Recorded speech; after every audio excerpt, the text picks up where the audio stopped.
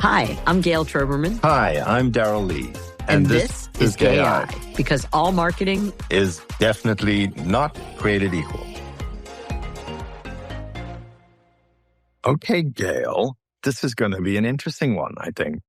You know, you and I talk a lot about how the gays are these cultural avant-gardes and both been in creative and cultural spaces for a long time. And we've seen the power of the gays on culture, you know, going back to like Oscar Wilde and Virginia Woolf and Langston Hughes, James Baldwin. And so it feels like this is the right time to be looking at culture today and all of the incredible democratization that these social platforms have given us, and to see who are the new influencers. You know, if gays are the OG influencers, who are the 2.0s? Who are the people that are coming through this incredible flowering of content and creation and creating names for themselves and working with brands as gay creators? So I think we're going to talk to some of them, I hope, and some marketers who work with gay creators. I think it's so interesting, this idea of gay influence. When we were starting the show and past couple of episodes, we've talked a lot about gays as sort of the OG influencers before there were social media and social platforms. We were. I think a lot of us have always thought of the gay community as being ahead of trends, having outsized influence on their community, their coworkers, their friends, their family, and being ahead of trends and culture and what's new and what's next. And there's always been an outsized appetite for self-expression and discovery.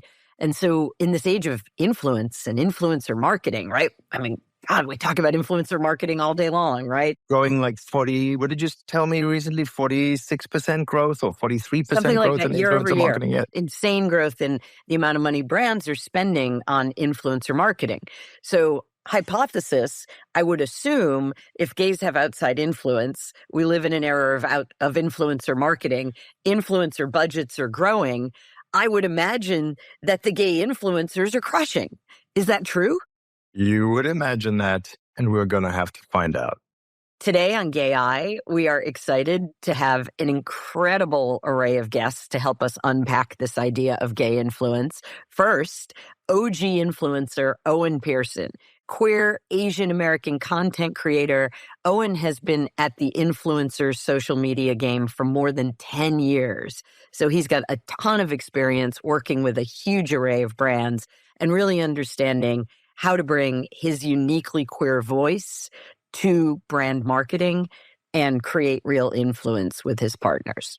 And we have, on the marketer side, an equally amazing guest, José Vélez, Global Marketing Director of Smirnoff, and somebody who has put brands and Diageo in the center of culture his whole career. He is first and foremost an amazing marketer, but also somebody who happens to be from the community. So we're very excited to have him on Gay Eye because he has Gay Eye. And he's also going to talk to us about working with Troye Sivan, the pop phenomenon, the concert experience extraordinaire. If you haven't been to one of his concerts, please do. Make sure you have a fan to keep your temperature down. And he's going to be talking about what it is to have Troye as the Chief Vibes Officer for Smirnoff. And then we've also got another incredible guest this week on Gay Eye, Kevin Wong, Chief Communications Officer for the Trevor Project. We love the Trevor Project. We do love the Trevor Project. Massively important work they're doing to help the community when it really matters most. Yes. And Kevin's been in and around, and proud member of the community, and he has been in and around how to break through in culture, how to get important messages out there, but also how to build meaningful partnerships and relationships with brands, with influencers, and with the community and the consumers that are out there. So Kevin's got a lot of insight to drop with us here on this episode of Gay Eye. And an influencer in his own right? Kevin is true. He's somebody on LinkedIn that I follow the lead. Whatever he gives, I follow. Yes, he has a gay eye. He sees what's coming next. He has a gay eye. Yes. All right, let's go. Yeah, let's get into it.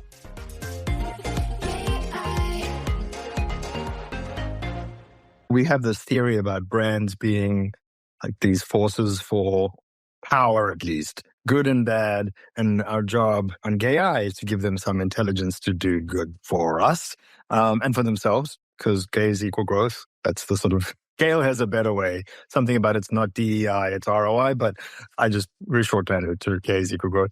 Let's get into it. I think it'd be great if you could, Owen, if you could frame for us kind of what's the state of gay influence and gay creatordom right now. How would you frame up, where things are at? Are brands backing off, investing more? Are we kind of in the same place? Like, what's the state of it and what's changing and how do you see the landscape? Yeah, no, that's a very good question. I've been doing this since like early 2016, about a decade now, which is crazy to think, and full time for about 7, 8 years. So I've seen the ebbs and flows of social media marketing. And, I started in the closet because it was so hard to even be a gay creator, let alone a queer BIPOC creator. So I've seen all the ins and outs and like people leaving because of the frustrations of who gets picked for campaigns or the budgeting and all that. And I definitely think, because I've been to a few Pride events this year, we're filming now this in July. I was just at New York Pride. I got to celebrate Columbus Pride. And then I also am heading to World Pride next week, actually, in Amsterdam. So I feel like I have a pretty good feeling, a vibration of what's going on in the industry, because I have so many friends who are also queer influencers. And it's been a really hard year, to be honest, for a lot of us. Like, a lot of us had to pivot into doing content creation, not about our queer identity, but just maybe about travel, or maybe just focusing on different things, because a lot of brands haven't really reached out. Even PR gifting, if you don't know what PR gifting is like brands have extra budget or something, a campaign's coming out, or they have a launch of a new product. They usually send a lot of product, and there really was no rainbow product this year, or even for me, like I didn't really get much coming in for that. Luckily, I had those Pride events and work, but I've definitely seen a big decrease in just my inbox for Pride-focused work. We've been struggling, frankly, to find mainstream brands that celebrate and amplify gay influence. And to say that brands have pulled back from gay creators. Another thing is to say brands have pulled back from gay creators during Pride. Like, even in a really cynical rainbow capitalism way, like Pride is the 1 month where you're like in your budget on your campaign scheme for the year, June is rainbow. So why have brands pulled back then? Because, because you've been listening to our show, the gay dollar is not pulling back, is 1.4 trillion and counting. And that's above and beyond the thing that we're going to talk about, which is gay creators having disproportionate influence on culture. Like, let's get there, right? But even before influence, just from a dollar perspective, why do you think brands are missing out? I think there's a lot of like politics involved. I think it's just a pivot of marketing as well. AI has definitely played a big impact into it. I think there's so many new factors. There's also, when I was a content creator, like people didn't even know what the word influencer was. I didn't even know what that word was. I was just like, I'm a photographer on social media and I have a following. But now everyone wants to do it. All my friends who are teachers or professors, like professors are teaching social media in classes. And my friends who are elementary school teachers, their kids want to be YouTubers and influencers. That was not a thing back in the day. So we're seeing a global cultural impact, I believe, of social media marketing. And so many people's jobs rely on marketing and social media. So I think it's just, there's so many more of us. And this is, a highlight is social media marketing is primarily women, female people, which is amazing to see that females have been able to pivot and make money on social media. Whereas before they were just, sometimes single moms or working from home or full-time moms. So it really gave a lot of space for that. And then for me personally, it gave me a voice and a platform where no one else was really speaking up about being queer and Asian American. So it helped me speak up. But even for those things, it's definitely just, I think brands have been scared because, for example, one big trans influencer who's now a Broadway star, Dylan Mulvaney, she did a big campaign, with Bud Light or one of those beer brands, and that was a big backlash. And unfortunately, the right side and left side, like it made a lot of people angry and frustrated. And I think since then, it's been kind of a downhill spiral of bigger campaigns not wanting to put that face on their products.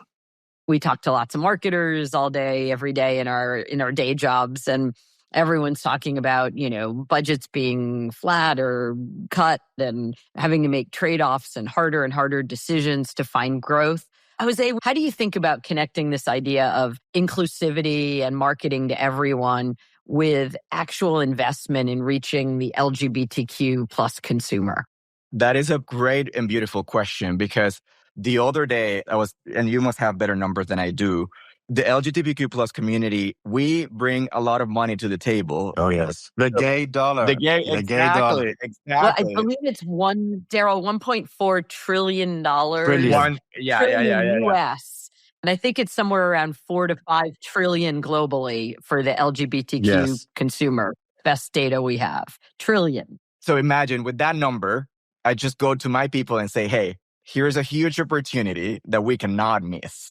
Yes, we talk to everyone, but there's a lot of dollars there that we need to make sure that we get. And that's it. It's very simple. Yes, budgets will be cut. Yes, sometimes ideas don't go through. But once you have something strong and powerful creatively, and then you have the right strategy with the ROI that is in place, I think the sky's the limit. I don't think we should see it only as, yes, this community, but there's a group of people that have purchasing power all over the world. They're going to be ambassadors of our brand. We're going to be evangelists of our brand. They're going to love us, and they're going to talk about us no matter how we do it, as long as we do it in a way that talks to this community specifically. And authentically. And I love that word of brand evangelists, because that is something you get from the gay community, or a community that doesn't feel noticed and seen. When a brand does notice and see you in an authentic way, you get disproportionate loyalty. Yeah. That's certainly the gay eye perspective. 100%. So there's money. And loyalty. And there's money, there's loyalty, and really good taste and fun. Yeah. You have the perfect ingredient. That's the perfect vinaigrette for your salad, if you want to call it that way. I think brands are pivoting more to like celebrity clients who are just the face of a movie or TV show. Like, I think that's happening a lot in this space right now. I won't name brands, but definitely a lot of big brands that I know who used to work with influencers all the time are now just working with celebrities. I think they're just trying to play it safe right now. I think they're trying to wait out what's happening right now in our politics and everything to see if it gets better. But unfortunately, they're missing out on a lot of opportunities to work with a really big percentage of people that have money and have spending power and power to really help move their brands to another level. Kevin, is there a brand that you think, why haven't they reached out to Trevor Project? I always do this when I was traveling around the world to McCann offices. I'm like, well, what brand do you want at the Trevor Project? Do you want Nike? Do you want Tiffany? Like, I don't know. We welcome all those folks. Yeah. Well, the challenge is LGBTQ plus causes receive, I'm going to say this more than once so you can get it, less than 1% of all philanthropic giving. What? Whoa. Less than 1%? Wow. We're talking about a fraction of a percent. You're fighting a small pie, but there's a giant pie called brand marketing spend. And we all know, Gayle and I do, which is like the briefs that come across our desk are for not insignificant amounts of money, and they're not going towards the people who actually move other people and move brands, which are called the gays. We call them the gays. That's the technical term we've invented. Original influencers. Yes, they're OG influencers. Yeah.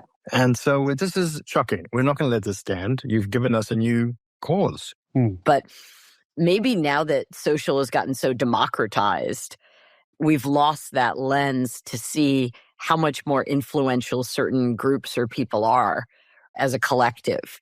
We're almost starting to go to the programmatic route with social, right? This hyper targeting, or we just letting the spreadsheets make the decisions. From a marketing standpoint, marketers are having it backwards for sure. I think they should be investing in the bigger pool of us, because not only do queer content creators have that creative side and the adversity of knowing how to be creative in a world that is kind of plain or neutral. And I think a lot of times brands forget that you need multiple voices, multiple faces of a community to work it out, not just highlighting one voice. I have some secret sauce for you. So at the Trevor Project, some of what we talk about regarding audience and impact is this exact thing, right? So for us, we know LGBTQ plus young people, or the LGBTQ plus community in general, not a monolith. Yeah. And so when we're talking about making sure our messages of hope and support land with all of them, we have to recognize that there are people of different religious affiliations, political affiliations, racial and ethnic backgrounds. And so all of those things come into play. So if that is a creator who has a particularly big audience and impact across Black, LGBTQ plus young people, we want to work with them. If that is someone who is a trans individual who has a massive platform, especially among supportive adults, we want to work with them. If we're familiar with rural creators who have maybe even a micro-sized impact on their community, we definitely want to work with them. Oftentimes in my past, like I am sometimes the only male queer content creator who's diverse on a PR trip, or the only one who's part of this campaign, and everyone else is visibly white or visibly, not what I am. And I'm like, oh, am I just a token? Am I just being used as a token for this event and then forgotten, right?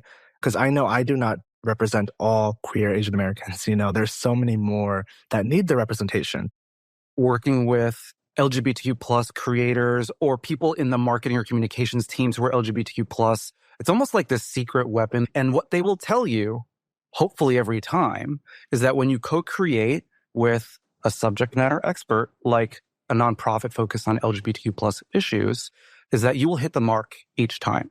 Okay, so I think every marketer listening to you will nod along and go, that seems smart. José, your brand that stands for inclusivity, you've done something more courageous, I think, in working with Troye Sivan as the chief vibes officer. Yeah, you got it right. Which is his unofficial title, and you always have this really cute thing that you put on all social, which is you call him the chief vibes officer and you say, disclaimer, that's not his real title, there's no such thing. But it is his role in the brand, which is he's the vibe of the brand. But you crossed a threshold there, which we want to recognize on Gay Eye, because as far as we can see, you're the only mainstream brand, category leading brand, that has used an influencer who is LGBTQ plus. We can't find another. We were surprised. I am surprised too. You're surprised, right? Versus launching a pride collection or launching a gay flavored product, whatever that is. So let's talk about Troye. Like, why Troye? How did you make the case for somebody he's a music and cultural influencer above all, but he is also pretty clearly gay. Is like part of his genre is gay. And he's super clear about that. Like, how'd you do that? It takes a lot of courage, but at the same time, a lot of data and information. So people might think, Troye, yes, he's gay, but he's also massive. Troye has 15 million followers on Instagram. That could be a whole country. You would say he's as mainstream as it gets, if you think about in terms of numbers. He might not be as relevant for us because we're a bit older, but for this younger generation of consumers, we're not that old, but not that old. Yeah. But he is massive with younger consumers. And he has presence in global stages. He's always connected in culture. So that aside, how we did this is we wanted to find someone that could help us shape culture. Yes. Gen Z is very important, and he talks to Gen Z in their own language, and someone that could be the perfect match to our values. So we share so many things in common. And it's not about only, yes, he's gay, but he's also a Grammy-nominated global star. He's the ambassador of brands like Prada. He's the creative director of his own brand. He's an ally and part of the LGBTQ plus community, of course, but that's not his whole or sole identity. That's not his thing. Yes. What we loved about this is that he does not identify with a single label. And that is exactly what resonates with what we do as a brand. Right. There's this research that I recommend you to see at Hinge. I don't know if you know of the dating app. Mm-hmm. They did this research and they showed that Gen Z, they have something called label fatigue because they don't want to be labeled. Mm-hmm. And label fatigue, they define as the pressure to define themselves with existing labels as limiting or inauthentic. And that's something that we use as an insight because Troye is more than just the LGBTQ plus ally. He's this artist, this celebrity. So it's intrinsic in the way we did the creative and the way we partnered with Troye in a way that we didn't need to bring the pride flag, or it was just not for the Pride Month. If I could encourage brands to find different ways to foster trust It would be to empower them to find unanticipated, unexpected spaces to show up together with the LGBTQ plus community. Right. So you mentioned another nonprofit, GLAAD. They do this really well. If you are showing up at an Adweek house, an Ad Age event, an entertainment, like something that Variety hosted with the community in an authentic way, you will go further than just showing up on a blip on a radar in June. Netflix, for example, took me to London.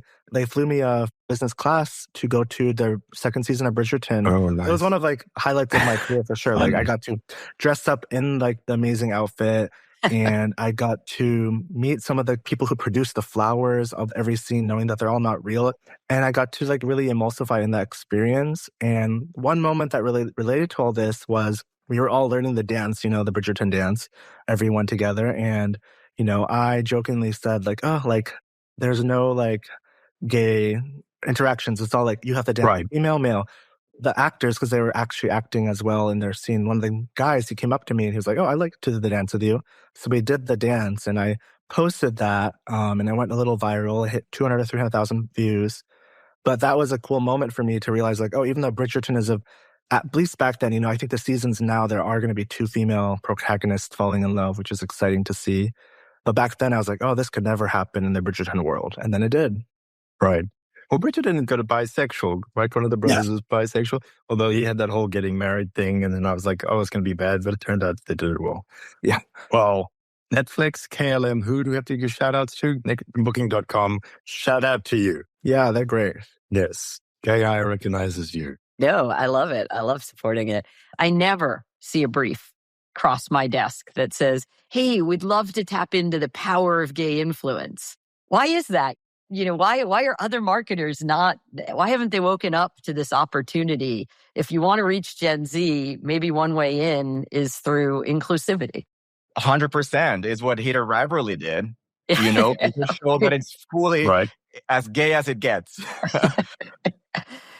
And yet it's universal, right? It's love and it's tension and it's acceptance and it's all the drama that everyone faces. It was so accessible. I know.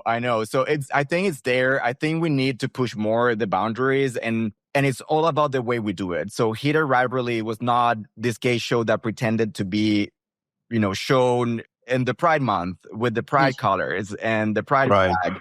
It was all about what I said. It was launched on Thanksgiving. It was launched on Thanksgiving. It's a beautiful, romantic, sexy story that you put out there. It's same that we did with Troye. With Troye, we asked consumers to go off, enjoy life. We gave him a title, the Chief Vibes Officer. He was the curator of Immaculate Vibe. And we simply just allowed him to do whatever he wanted to do, basically. And we gave him creative freedom to build with us this beautiful campaign. I think brands should do it more. And I think it's because we have to crack the code in the way we do the creative. It's not about the gay icon there that you put in the middle.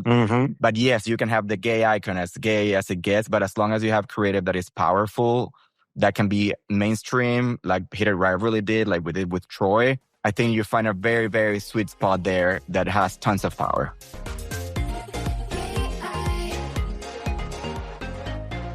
Daryl, we are so excited, aren't we, to welcome our new partners at e.l.f., who, very much like us at Bubbler, really believe in zero distance with our community.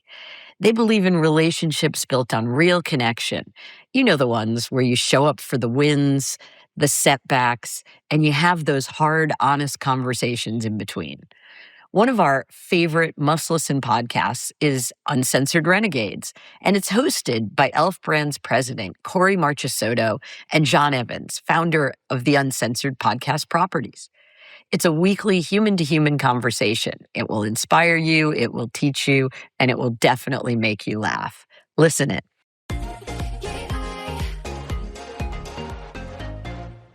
I think if I can pull another message for marketers, it's also an idea, right? Yep. That this chief vibes officer is an idea in and of itself. Like Troy's the perfect manifestation of it, but it's an idea. It's not just, let's do a partnership with a gay influencer and how cool is that? And look how cool the brand is because we recognize in the world there's people who are have different sexualities. It's like, no, this is an idea. Troye is a vibe brand in the world. Yep. He's a vibe. he created something new. I mean, don't just go there and do a sponsorship or do a partnership and think that's cool, because all audiences, particularly the gay audience, will judge you as lame. Like, have an idea and live that idea, which is really incredible. Did Troye have to be persuaded? No, part of it was making sure that he saw the shared values that we had with him as a brand, Smirnoff, and again, giving him agency to build and create with us. And that's another key when you have a partnership with someone that is from the community or any talent in particular. Make them part of the work, make them part of the process. So he made the work even better. He's a creative himself, his team as well. Owin, if you're speaking to a brand manager at a Brave brand, he's like, all right, it shouldn't be Brave, but let's say, take the Brave argument. What would you tell them about like do's and don'ts of working with you? So I think for me, like a lot of brands that do speak up or who do take that leap of faith, if you will, they really know that they're not just getting one side of me. They're getting multifacets of me. They're getting my identity as a person, but they're also getting my following of people who have loved traveling, and a lot of millennials who have followed me for the last 10 years, who have loved traveling with me and going with me to different things. I definitely did not live the conventional route, like I dropped out of grad school and then moved to LA, which was very like typical at the time. But then I traveled overseas as a nomad for 2 years, and I lived in Hawaii with my chosen family, and I lived in Toronto, and I lived all over the country as well. So I've tried different ways of living, and it's helped expand my horizons. And because of that, big brands like Netflix and KLM and Booking.com have seen that in me, and they've taken chances on me. Mainstream brands should want this. And by the way, Gen Z respond to it. I want to go here because Heated Rivalry, on the one hand, is a romance story. On the other hand, they're men having naked sex in showers with bare butts. Like, Canadians went there and then brought it to the world. And I appreciate the courage. And I think you two are, like, Troye is not without sexual chemistry, and he's a little like Charlie. Yeah. Let's see it. There's risk there. You're quoting Hinge research. There's risk. You are comfortable managing risk of sexiness. And I think that speaks to an authenticity of a brand. And I feel like a lot of corporate world that looks at brands doesn't always understand that to grow, you got to be a little risky. I couldn't agree more. I think we are very strict and there's rigor in everything we do as a company. Something that we do always is we ask ourselves, does this make sense for our brand and our audiences? Do we have permission to comment here? Can we do it in a way that it feels aligned to our energy and values? Right. Is it responsible? Yes. So let's do it. If the answer is no, then we don't. Yes. So it's calculated risks that we take. So my advice to anyone doing this is use transparency as your creative asset, not as a legal burden. And that's when you start finding winning spaces, because you start building trust with your teams internally, but also with your audiences and with your partners. And that's what we did with Troye. Part of what we're trying to figure out is, how do we make marketers comfortable with when somebody is, for want of a better word, a super gay influencer? Like, super gay. You know what I mean? Not someone who's straddling the boundaries. But I feel like, and maybe this is just me being pessimistic, there's been a little bit of a backtrack on particularly amongst brands and sort of in the for-profit sector, towards people who are just like out and proud. And that's their lightning rod. Kevin, you don't see that, right? They're the most credible influencers you have, people who are gay and have dealt with the issues of being gay and embraced their identity as positive. So I'm going to tell you something that I think most creators probably don't talk about very often. I think of coming out or embracing your identity or leaning into your identity in a couple of ways. Safety and superpower, right? If you do not feel safe to come out in school, at home, to have certain conversations, right, I would encourage you to decide for yourself what safety looks like. And so maybe that means not sharing that on a platform. But what that does when you do eventually come out, if you do eventually come out, you have now navigated so much human behavior that it makes you really gosh darn good at navigating consumer behavior. Yeah. So you've gone on this journey, you've come out, you've code switched time and time again. And so you come out and you have this journey, maybe you become a creator and you have a platform. And some brands will recognize oh my gosh, this person, this creator really connects with their audience. I wonder why. And creators don't talk about that superpower. It is a superpower. Because they've navigated, they've got multiple identities. They know how to brand themselves. Yeah. It's so interesting. Let's ask the marketers to catch up. Yeah. Yeah. You know, even mega stars like a Jonathan Bailey couldn't be hotter right now, or Chappell, when you're not talking about their art or their music, but you're talking about their journey. It's fascinating, even in today's era, how challenging that journey can be. Yep. Right? You know, we saw it in Heated Rivalry. I thought did a great job sort of showing that it's still an incredibly challenging landscape, particularly if the spotlight is on you. And I imagine working with Troye, you saw that. You know, being part of this community, actually, it shapes his journey and it challenges him in some ways that maybe as a straight pop star, he wouldn't have encountered some of those struggles or been as cognizant of some of those different ways of seeing. I would challenge that because I think he doesn't see his sexual preference as a challenge. I think he sees that as a superpower because that's who he is. I love that. I mean, this is me from what I've seen. I don't know if this is true, but that's how we took it in the way we did the creative. I don't think it was never a stopper, but more something that will give him the power that he has and that he will have. Unique voice, right? Unique perspective. Exactly. So, and it was all through the lens of Troye with this very good sense of humor that he has because he's also a great actor.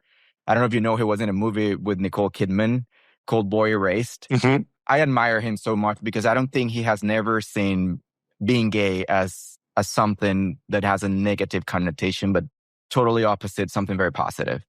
I mean, that's a very profound and surprising insight that I think marketers could use really productively, which is think about people's sexuality as a superpower, not a struggle. Yep. You're not going to get the pain of coming out, maybe that defined earlier generations like us, and the constant struggle, but it's actually a platform for greatness, yep. You know, for being in culture and feeling like you can contribute and shape from an early age. That's wild. Good for him. Yep. Good for us. Yes, exactly. Good for us as a community. Yeah.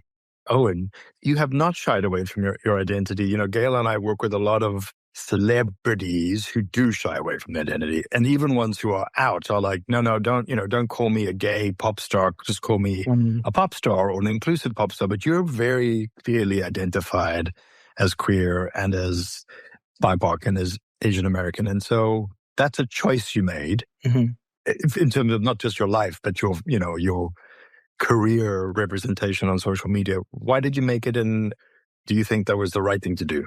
I know what the answer is for me, but if you could go back, would you go back and say, well, maybe I shouldn't have been so out there?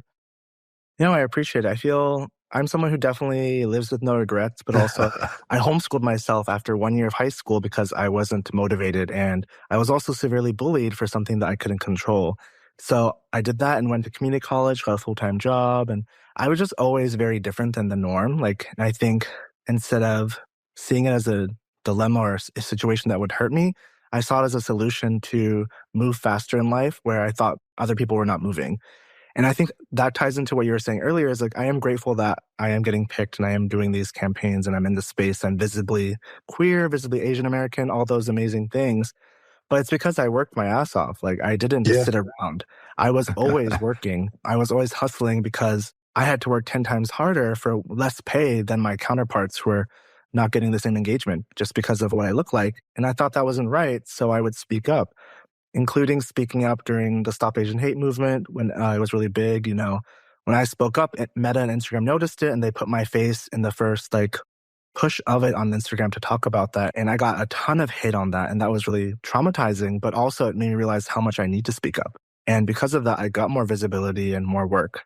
I was just thinking as a gay person, even if you're out and proud, you're in different settings and forums and, you're often conscious and trying to adapt. And brands are really bad at code switching. But I guess in this world that is more fluid and complicated, do brands need to code switch as they talk to a straight consumer or a right consumer versus left or this religion versus that? Is that something brands need to become more adept at? The framework I would give is Messaging architecture, the umbrella message, please keep that consistent. Your comms and marketing people will thank you. Please keep that consistent. And then as it's expressed among different audiences or platforms, a very stark example of this is, are you really going to post the same thing on LinkedIn as you are on TikTok? Probably not. Yeah. Hopefully Fair. not. Well, if you have people like us consulting you, hopefully not. Okay. Hopefully not. Just expressing that core message differently, or even including different resources or a different CTA to some of them, sometimes that can be enough. I imagine, and I don't know if you have data or anecdotally you could speak to, like, I imagine a brand like Abercrombie that's been committed for a long time, been consistent in their messaging and their support to the community and things like Trevor Project. I imagine they're seeing that impact the bottom line, because when budgets do get tough or the economy is tougher, it's very easy to cut things if the measurement isn't there. Do you find most brands you work with, or the ones that are doubling down and committing and sticking with, are those brands that have measurement? And do you have any examples of kind of how they see the impact on the business? Abercrombie, MAC, I don't have access to their sales data, but I can tell you something that we share with young people is this survey. Thousands of young people take this survey around their mental health. And one time we asked them, how does it make you feel when a brand represents your identity? How does it make you feel when a brand's supporting the Trevor Project in a campaign? And more than half, the majority of LGBTQ plus young people made them feel affirmed in their identity, and it made them feel positive impacts to mental health. When you're talking public health numbers, that's a really big deal, because what that does is take a young person's experience, maybe, a Pride campaign as an example, is using a creator that we've identified together, or they have creative that features same-sex couples or trans people. And those young people are seeing on a national or global stage their identities being represented. And what that does for young people is showcase possibility, right? How can you ever hope to grow up, survive, and thrive to become a thing if you never see it? So possibility models being a huge key component for some of these campaigns is definitely a checkbox that brands should be thinking of. I love that, possibility models. We both feel this need to be more gay, or more loudly gay, or more publicly gay, or obviously it's related to the politics. But maybe there's also a little thing in culture, which is like, it's maybe because 25% of Gen Z identify as queer, that it's becoming sort of a need to say, wait. We need to really be clear here. Like, they're gay people who, when you hold the hand of a same-sex partner, get beaten up on the streets and towns and get killed in certain countries. And we need to reclaim the joy of that identity. Kevin, how do you feel as a gay person, not as a leader or as an influencer, as a gay person right now in the world? Are you positive? Are you confident? Do you see good things? This goes back to what I was saying earlier about safety and superpower. Right now, I'm in my superpower era. But in terms of your question, I feel hopeful. So it's very kind of you to say that I'm at the height of my career right now. I feel like there's a long way to go with LGBTQ plus acceptance and support. I want to make sure that every corner of, the country, but eventually everywhere, accepts and supports LGBTQ plus young people, because that's how we get to diminishing and decreasing risk for suicide, right? Our mission at the Trevor Project is to end suicide among LGBTQ plus young people. And that can't happen with crisis intervention alone. We also have a prevention arm of our organization, right? So research, advocacy, public education, all of these things work together to help create a world where we can prevent young people from entering a crisis in the first place. What makes you hopeful then in that context? Do you see, your superpowers allowing you in some ways to see some of the hardest stuff to see in the world and in the United States and community? What do you see signs of hope? Absolutely. When we lost federal funding last year, we made a pretty big stink about it publicly, right? We shared across every channel in media, publicity-wise. We did our best. And in that moment, we tried also to fundraise. We called it the Emergency Lifeline Campaign, because we're talking about losing $25 million every year. That's how government grants work. They're meant to recur. And so $25 million, sure, 1 year, but then recurring. So just in a few years, you're talking about losing $75 million. And so for us, massive, massive loss. And when Mackenzie Scott said, hey, I see what's happening. My company has vetted the organization. We have deemed your organization, your nonprofit, as worthy of significant investment because of our research. Your operations are sound enough that we're providing a one-time $45 million donation. That gives me hope, right? Because now you're talking about restabilizing the organization, hiring back some of the crisis counselors that were supporting LGBTQ plus young people in their darkest moments. And don't get me wrong, we're not quite there yet, right? $45 million is significant, but it's not quite the same as replacing something that's meant to recur every year. But we're setting ourselves up operationally so that we can get back there. So that gives me quite a bit of hope. That is an amazingly hopeful story. We're speaking not on just queer rights, but on people of color, on racism, discriminatory things, on women's rights, on, just so many different rights, and equality matters that aren't just about the queer community. Like, the queer community is often scapegoated, I feel like, for so many bigger things that are happening in the world, like for climate change and, sustainability. It's just, there's a lot of intersections there that I take notice, because when you work full-time as social media, you're online, you're kind of on the pulse of what's happening on Threads, what's happening on Instagram or TikTok, and you're seeing what people are thinking, and you can see it in the comments, whatever comments on the video that's a hot topic, it's the most likes, that it's kind of like voting, right? That's everyone's agreeing with this point of view. It might not be facts, but it's swaying the way people are doing things or thinking about things. Mm-hmm. Yes. That's why I say, culture finds its way no matter what we do or what people do. We saw it with Bad Bunny and the Super Bowl, and we will continue seeing it all over the world, because nothing can stop culture. It's the way it is. It's the way it works, basically. And I believe it. Amen. It's true. And I love that we see so much diverse culture. I love Bad Bunny and culture coming from all different walks of life. You just reminded me of one of my favorite all-time examples of this exact thing. So if you remember, there was a movie called The Babadook. Mm-hmm. And then overnight, someone very influential, J.P. Brammer, tweeted, Yes. The Babadook is a gay icon. And it did not take very long. It was maybe less than a day. And there were articles. You can Google it right now. There are articles about the Babadook becoming a gay icon. If you know what the movie's about, I mean, there are some allegory layers to it. Yeah. But if you know what the movie's about, it's like, whoa, what connection? Where are we going? What is this? But it became true. It became fact.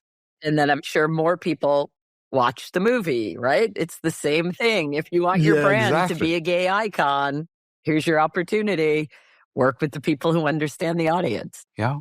It's always sort of these smaller groups and audiences that are innovating and pushing the boundaries first, and then sort of mainstream straight culture, mainstream white culture is kind of a following, right? Following a little bit behind. 100%. And I love that. And you see it coming out of all of these different nooks and crannies. And the conversation, like the Jellicle Ball and Cats conversation, there's Andrew Lloyd Webber and Anna Wintour, and these crazy Kiki boys doing ballroom. And you're like, wow, there is this much healthier way to honor and be part of culture. Totally. And to have fun. Jonathan Bailey is the hottest man on earth, according to People's Magazine, and he's gay.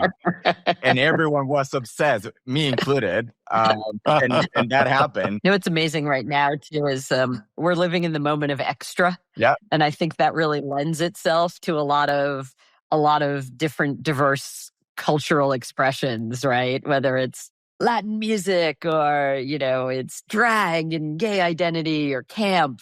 You know what is an untapped opportunity that brands have not seen? Gay Latin community in the US is massive. And I don't think we have seen that as marketers. You heard it here. Can you imagine a heated rivalry with gay Latin football players? Imagine. Let's get a showrunner, Daryl. Let's do it. Oh my He's giving you ideas. Woo. Hot. We've really gotten so much great advice, really practical lessons for marketers. So in the way that we can honor your gay eye, and we know it's inclusive and means everyone. Mm-hmm. This conversation is so important, and we thank you for joining us, making us a little bit smarter about it. No, thank you. Thank you for having me. Thank you for helping us shine a spotlight on the Trevor Project's mission. Thank you, Joy. Thank you. Thank you.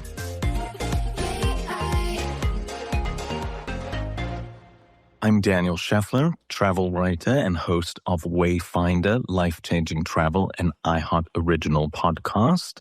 I am originally from South Africa, but now I live in Madrid. I spy with my gay eye. So I am currently in Portugal, and I have learned that Dua Lipa, or in my household, as we call her, Dua Lifter, because she's good for the gym workout, she has worked with a bookstore in Porto to open the Manifesto Library, where she will be protecting censored and banned books. Of course, in America, there's something like almost 6,000 books that are banned, varied by states. And of course, during Salazar's regime in Portugal, book banning was one of his absolute favorite fetishes. So I think it's a great place to have this manifesto. I feel like people are not reading enough, and she has done a lot of work on that. Like, well, we should read. We should try and be smarter, even though in the world of not reading. Yesterday, I found myself at a bookstore and I kind of couldn't stop. Like, there were just so many things I wanted to know and read. And you just cannot get that from just scrolling. Like, you need time in a book to make notes or to dream, to sort of hold it and fall asleep with it, to pick it up again. Like, that's the magic of a physical book. She's done Pop Star to Book Club, and now she's protecting books. So she can stop. She can retire. I feel like she's done it all now, right? Nobel Prize next. Dua Lifter, she has curated 100 books and will continue with this thing, right? And I like the idea of, like, in order to go to the library, you also have to go on holiday to Portugal. Like, now you got to go see it. And it will be permanent, so it's not just a pop-up. I like her. She commits.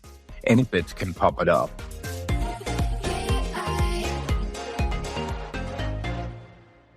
So, Daryl, I think, wow, we set out to understand gay influence, and I'm not sure we landed where I thought we would.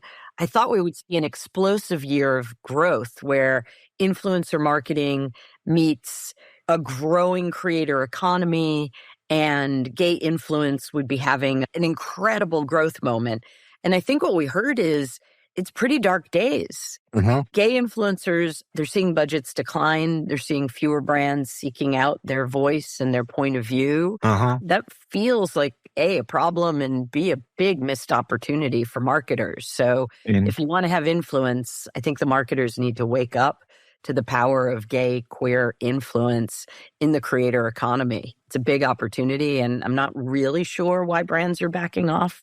I think we're back in the discussion, right? Maybe it's just a pullback, but the pullback makes no sense. Like, influencer marketing growing, the power of influence on brands because of the power of influence on culture is so irrefutable, I suppose. It's just a question of, why are you pulling back when there's so much opportunity? And so, I mean, people, looking at people like Owin, so much receptivity to working with brands and skill and creation. So yes, missed opportunity. We thought we would find an explosion of gay creators working with brands. They are gay creators. They're just not working a lot with brands. Sure. And sometimes brands are working with them in a ham-handed way. I mean, we did speak to a brand like Smirnoff, which is not, and they're working with a mega influencer in Troye. So it's great that mainstream brands, and we salute Smirnoff, are working with some of the biggest pop icons in the world. And that is to be applauded, and people should do more. Go and find, if you're putting back on the gay creator, go find the gay celebrity and put them in your advertising. Just do that, and we'll be happy. Exactly. You don't have to make it about gay topics. Just, in an era where every brief I see is like, we must win Gen Z. We must do it through authenticity and creating culture, not advertising. We say these things, we hear these things on every marketer's stage, and yet we've got this incredible community. If a quarter of Gen Z identify as queer or gay or fluid, then you're not talking to gay creators. You're not leveraging the power of the gay influence. you're not part of those conversations, you're just not going to win. It's counter to everything you're say. You're not going to grow. Remember, gays equal growth. That was the great thing. Gays equal growth. I love that. That is our mantra. Yes. That's our mantra.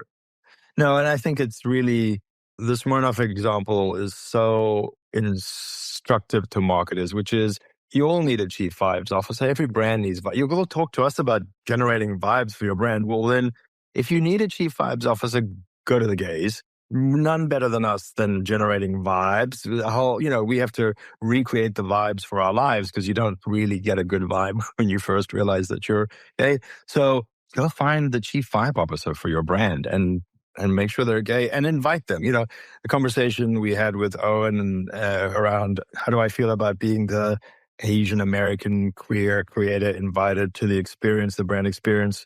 I'm sure there's a better way to do that so that he doesn't feel like that, but I'm all for brands having those kinds of criteria. Like, if you want people who are going to go out and amplify your brand, find people who've had to struggle to create their identity and have built something positive in the face of that struggle. Yeah. So yeah. And then also I was kind of flummoxed by Kevin's story about federal funding for the Trevor project being cut, but then so heartened that Mackenzie Scott stepped in. And so I was just so stunned that we've seen a pullback in philanthropy as well as in corporate budgets. Less than what was the stat? Less than 1% of philanthropic giving goes to LGBTQ plus causes. And there's so much need in the community in so many different areas. I mean, that's an opportunity for all of us as individuals. Yes. Or as corporate budgets, your own personal budgets. Programs like the Trevor Project and GLAAD, they need your support and they are doing incredible work.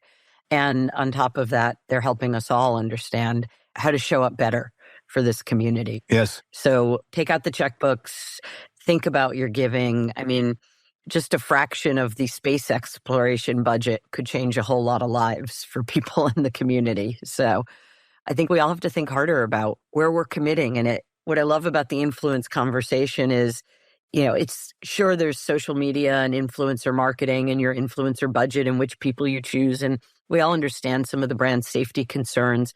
There's ways to vet that. And there's ways to show up authentically and appropriately. You don't have to go hire gay influencers. Hire influencers who speak to your brand, who use your products, who are of your customer. And I guarantee you, if a quarter of Gen Z identify as gay or queer, you're going to have a quarter of your influencers should be identifying as gay or queer. Don't hire them because of that. Just hire the people who are your customers, and you will inherently find your way to gay influencers. But if you're going out of your way to not hire gay influencers, because the stats seem to speak to, you must be actually going out of your way to avoid. On your way to not, And that's not okay. I'm still in the camp of maybe look for some, because the thing I got from Owin, which was super interesting, was he's debated how open he should be as a queer creator before he decided to, because he's like, would it affect my numbers? Would it affect my audience? Because this is all, as you know, you've been an agency, I've been an agency. We just look at who are your followers and what are your follower numbers and what are your engagement of those followers? And it's the bigger the number, the better. It's the same reason I'm sure that, gay athletes don't come out because they don't want sponsorship, because they're afraid that sponsors would go, well, that's a smaller audience and we want the biggest audience. So one, we have to, what we're doing with the 1.4 trillion and the 25% of Gen Z is saying, you don't understand how big this audience is. But two, it's like, you want the whole audience. And if you're not getting the queer part of it, make sure there's some queer people in your influences and embrace that. If you're launching the next season of Bridgerton and you're having a big influencer dance event, you better have some gays there, some right? gays dancing together. For God's sakes, Netflix, just put some gays dancing. So I'm going to go away and think about my own influence, Gayle. And I think you and I on this podcast are starting in our little Gen X way, following the Gen Z and millennials lead on how do we use our influence wisely and better, and with all the risks that have. So I've loved this episode because it hasn't shown us exactly what we wanted to find, but it's given us a lot of excitement around what we're doing here with this podcast. So more influence for us, more influence for the gays, more growth. I love it. That's exactly why we started the show, right? We want to take gay eye and we want to start the conversations that are going to increase the focus on the empowerment of, tell the stories of the people who are getting it right, because I think the marketers who are getting it right, the influencers who are getting it right, we've got so much to learn. And what I love about this episode is, you're right, our hypotheses weren't all right. And that's what this show is all about. All of us coming together and learning how to be better, how to find new growth, how to find new audiences, how to connect with the gay community and do it in ways that are going to matter for the end game, which is, I think doing more inclusive marketing is going to create better growth, bigger numbers, bigger outcomes. So I'm still optimistic about what's possible. And I love that every episode we're unpacking new ways at it and new insights that are going to help marketers just be a little smarter and win a little more with the gays. Grow with the gays. Grow with the gays. There we go. There's a t-shirt. There we go. And remember, all of our fans of Gay Eye, we want to hear what you spy with your gay eye. So please follow us. You can follow Bubbler Media on YouTube, on LinkedIn, on iHeartMedia, or wherever you socialize and hang with the gays and the allies. So bring it on. We want to hear your thoughts. Thanks for listening. Gay Eye is a Bubbler Media iHeart podcast production. If you're not in the conversation, you're not in the game.